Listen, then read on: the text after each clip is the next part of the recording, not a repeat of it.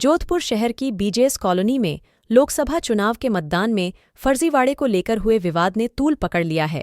इस घटनाक्रम को लेकर कांग्रेस प्रत्याशी करण सिंह उचियारडा सहित कांग्रेसियों ने आमरण अनशन शुरू कर दिया है।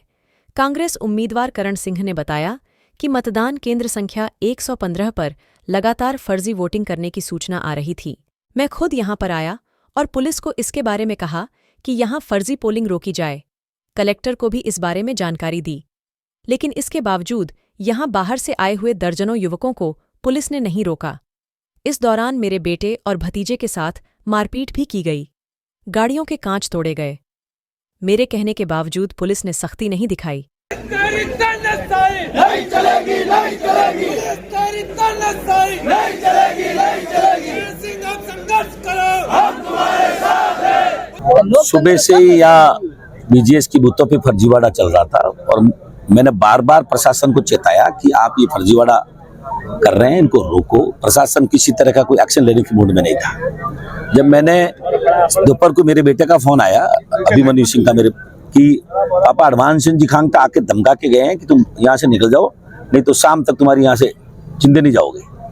और शाम ये होने के बाद में 4:30 बजे मेरे पास फोन आया कि भाई यहाँ पे करीब एक जगह पे 150 लोग, पुलिस जबरदस्ती बाहर तो निकाल नहीं रही है, बाहर से लोग आए हुए हैं, वोट दिए हुए लोग, बाहर से आए हुए लोगों को एक जगह इकट्ठे हो रहे हैं और पुलिस उसको हटा नहीं रही है और पूरे के पूरे बूथ ये कब्जे करेंगे। तो मैं भी चला करके वहां से आया। एक कमरे में 50, एक मकान में 50-60 आदमी है, वो बार बार रिपीटेडली वोट का फर्जी वोट दे रहे हैं। तब मैं वहां से हाउसिंग बोर्ड से यहाँ पहुंचा। पहुंचने पे मैंने देखा तो मैंने कलेक्टर साहब को तब वहीं से फोन कर दिया, तो यहाँ काफी बड़ी पुलिस तादाद में थी। पर मैंने देखा कि कोई रोकता था ही नहीं, पुलिस थी पर रोकता ही नहीं था। और जब मैंने वो एडिशनल एसपी मिस्टर दिवाकर जी मिल गए मेरे को, उन्होंने कहा साहब आप चले जाओ, यहाँ मैं यहाँ संभाल लूंगा, पुलिस सारी प्रशासन है और कुछ नहीं होगा।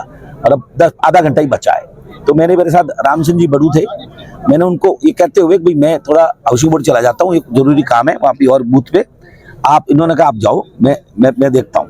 और पीछे से ये लोग 8-10 लोग लट लेके आए, तो पुलिस ने पकड़ा उनको पहले फर्स्ट अटेम्प्ट में पकड़ के छोड़ दिया। और सेकंड अटेम्प्ट पे एक लड़के पे 10 आदमी पड़ गए, 3 गाड़ियां तोड़ दी उन्होंने और कहा था मारो मारो मारो। जितने में लोगों ने आके उनको बचाया। मैं पुलिस प्रशासन से अपील करता हूं कि तुरंत में उनको अरेस्ट करे। हमने कहा इस मकान में पुलिस के, हम तो मकान के हाथ नहीं लगाएंगे जब तक आप हमको FIR नहीं दे देते। जब हमको मारने वाला आदमी, हम कह रहे हैं यहाँ बैठा है, अरेस्ट नहीं करते क्या? और गाड़ियां तोड़ी हुई पड़ी है यहाँ पे। तो मैंने पुलिस प्रशासन को साफ कहा है या तो आप उनको अरेस्ट कर लो, और अदरवाइज मैं तब तक अनगन नहीं करूंगा, धरने पे रहूंगा जब तक कि आप इनको अरेस्ट नहीं कर लेते। नामजद एक तो है हनुमान सिंह खांगटा, सरगना तो वही है। अब वो होता वही लड़ाई होती है, राजपूत समाज लड़ाई करता है क्या? वो होता वही लड़ाई होती है, इधर वो उधर जाओ। और दूसरा, मैं तो नाम नहीं जानता पर तीन नाम तो दिए पुलिस प्रशासन के, अब चले जाओ, हम अरेस्ट कर लेंगे और वीडियो फैलेंगे। आप मार खाते रहो, मार खाते रहे और चले जाए घर पे। अब आपका जो ये आंदोलन है ये कब तक जारी रहेगा? जब तक अरेस्ट नहीं कर लेते तब तक। चुनाव समाप्ति के समय पर बीजेपी और कांग्रेस के कार्यकर्ता यहाँ पर न्यू बीजेएस में आपस में बूथ के बाहर इत्तेफाक सुनी हुई और ये लोग आपस में लड़ पड़े।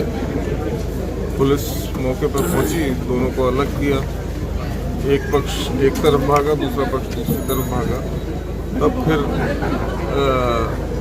एक पक्ष की तरफ से 2-3 पत्थर फेंके गए, जिससे एक वहीं के निवासी की गाड़ी का कांच टूटा है। 1-2 जनों के चोट आई है। फिर एक्स्ट्रा जाब्ता लेकर के मैं और एडिशनल एसपी यहाँ पर आए। हम लोगों ने इन लोगों को अलग अलग करके रवाना किया।